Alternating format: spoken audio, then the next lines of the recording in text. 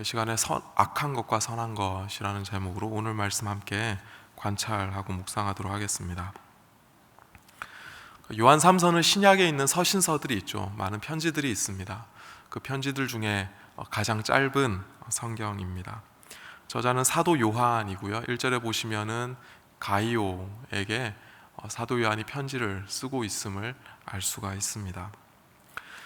이 사도 요한이 자신을 장로라고 칭하고요. 그리고 가이오, 편지를 받는 가이오에게 내가 참으로 사랑하는 사람이다 이렇게 얘기합니다. 교회 공동체 안에서 이런 관계는 참 귀한 것 같습니다. 내가 참으로 사랑하는 사람, 그렇게 내 마음을 내어줄 수 있는 사람이 공동체 안에 있다는 것, 예수 그리스도 안에 그런 관계가 있다는 것 참 귀한 것 같습니다. 아마도 가이오는 사도 요한이 세웠거나 아니면은 사도 요한과 이 멘토와 멘티 관계에 있는, 그렇게 영향을 받고 있는 그런 사람일 거라 생각을 합니다. 그런 사람이 지금 이 어떤 공동체를 맡아서 영적인 지도자 역할을 하고 있는 것 같아요. 그 가이오에게 쓰는 편지입니다.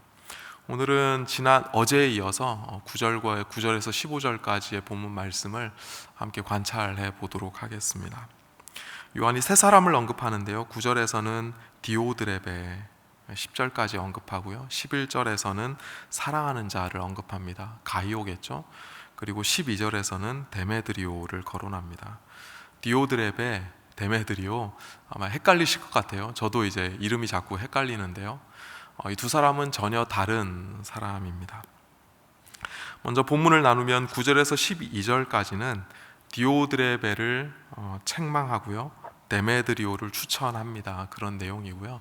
그리고 13절에서 15절까지는 편지를 끝내는 마지막 인사입니다. 앞서 요한은 가이오를 칭찬했습니다. 5절을 한번 보실까요? 사랑하는 자여, 내가 무엇이든지 형제 곧 나그네 된 자들에게 행하는 것은 신실한 일이니.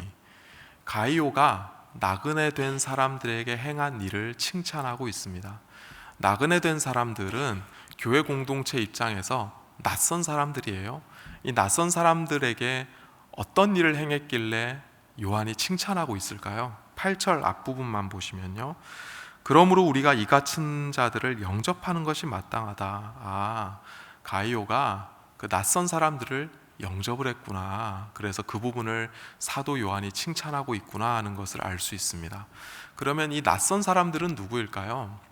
설명을 드리면 사도 요한이 보낸 순회 전도자들이다 이렇게 생각하시면 좋을 것 같습니다.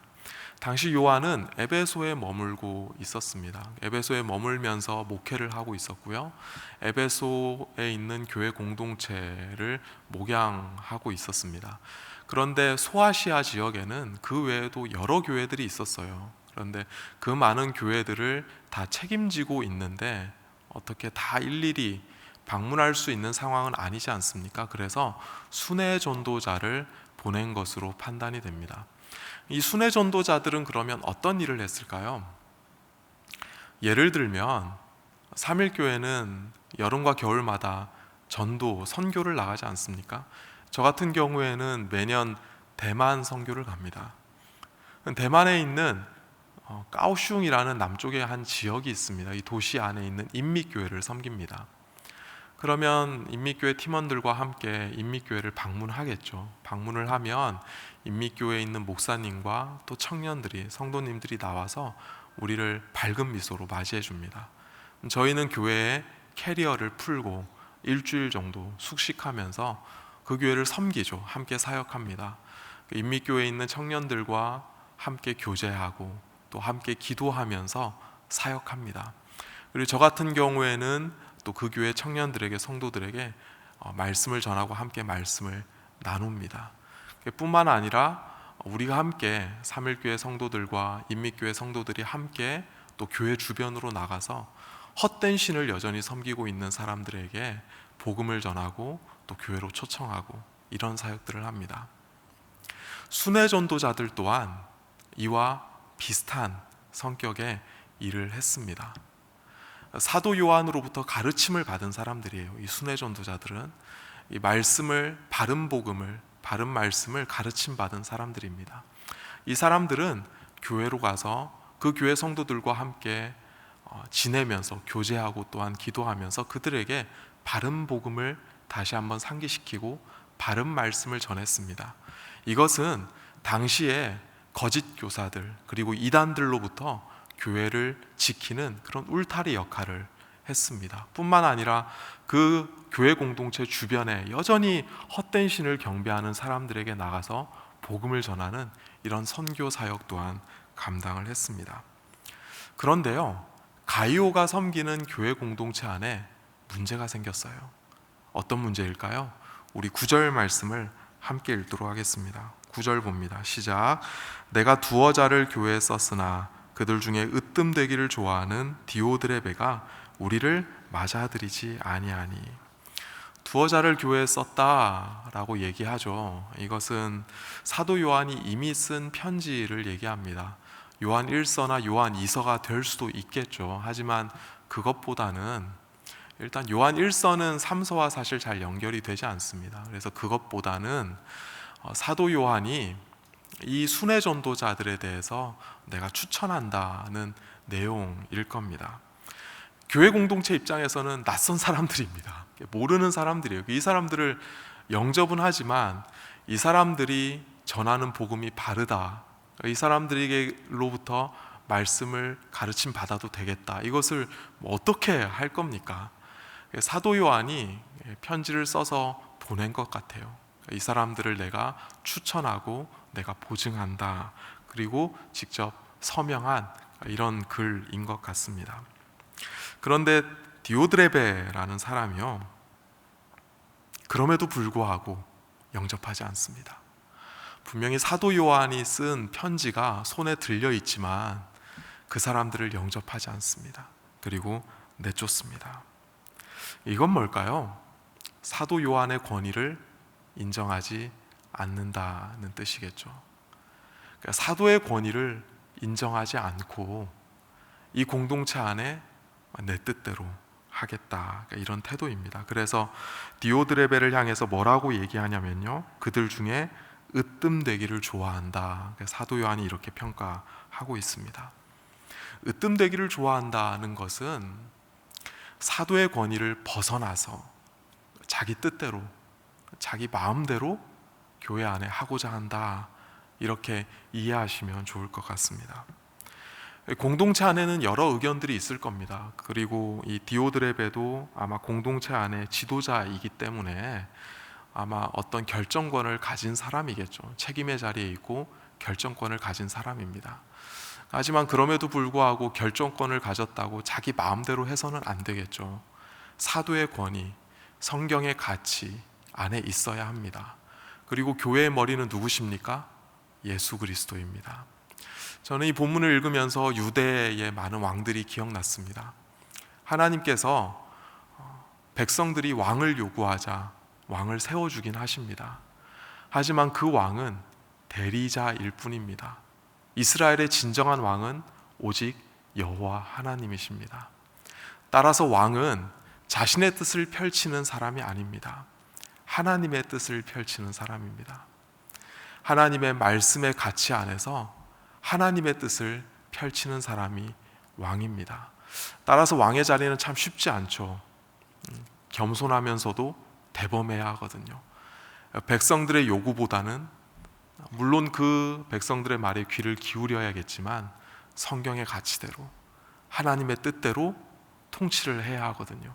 그래서 겸손하면서도 또한 담대해야 하는 사람입니다. 쉽지는 않죠. 어쨌든 결정권자에 있는 사람입니다. 근데 유대 왕들이 대부분 다 어떻습니까? 하나님이 아니라 내가 진짜 왕인 것처럼, 참 어렵습니다. 디오드레베가 그랬다는 거죠. 사도의 권위에서 벗어나, 교회의 머리는 예수 그리스도신데 그것에서 벗어나 내가 내 뜻대로만 하겠다. 교회 지도자인데 그렇게 하고 있습니다. 이런 사람들 특징이 있는 것 같아요. 무례하게 말하고 움직이고 또 무례하게 행동합니다. 10절에 보시면 나와 있습니다. 그러므로 내가 가면 그 행한 일을 잊지 아니하리라. 그가 악한 말로 우리를 비방하고도 오히려 부족하여 형제들을 맞아들이지도 아니하고 맞아들이고자 하는 자를 금하여 교회에서 내쫓는도다. 그냥 거절한 것이 아니라 악한 말로 비방하면서 쫓아냈습니다. 이 본문을 묵상하면서 개인적으로 참 많이 어려워요. 왜냐하면 저도 교회 목사로 있기 때문에 참 쉽지가 않습니다. 마음에 참 안 그래도 많이 부족한 사람인데요. 네, 이 본문을 묵상하면서 참 쉽지가 않았습니다. 악한 말로 비방하면서 쫓아냈어요. 그런데 이렇게 할 때에 교회 공동체 안에 당연히 어떤 사람들이 있었겠습니까? 아니, 어떻게 사도 요한이 보낸 사람인데 그렇게 쫓아낼 수 있습니까? 그 사람들 영접해야 됩니다. 이렇게 주장하는 성도들이 있었어요. 그러자 디오드레베가 그 사람들마저도 공동체에서 내쫓아 버립니다. 그러니까 내 말 듣지 않을 거면 나가, 이렇게 된 거죠. 아마도 가이오는 이 디오드레베 때문에 골머리를 앓았을 겁니다. 가슴앓이를 참 많이 했을 것 같습니다. 디오드레베 때문에 떨어져 나간 공동체의 성도를 보면서 정말 많이 속상하고 또 미안하고 그랬을 것 같습니다. 하지만 자기 손으로 해결하기가 어려웠을 겁니다. 왜냐하면 같은 교회의 지도자이기 때문입니다. 요한은 가이오에게 내가 가면 그 일을 잊지 않겠다라고 말합니다. 뭔가 좀 약하게 얘기한 것 같지만 그렇지 않죠. 이 문제를 반드시 짚고 넘어가겠다, 이런 의지가 보이는 것 같습니다. 세번역 성경은 그가 하는 일들을 들추어내겠다, 이렇게 번역합니다. 그러면서 요한은 사랑하는 사람 가이오에게 이렇게 권면합니다. 11절 말씀입니다.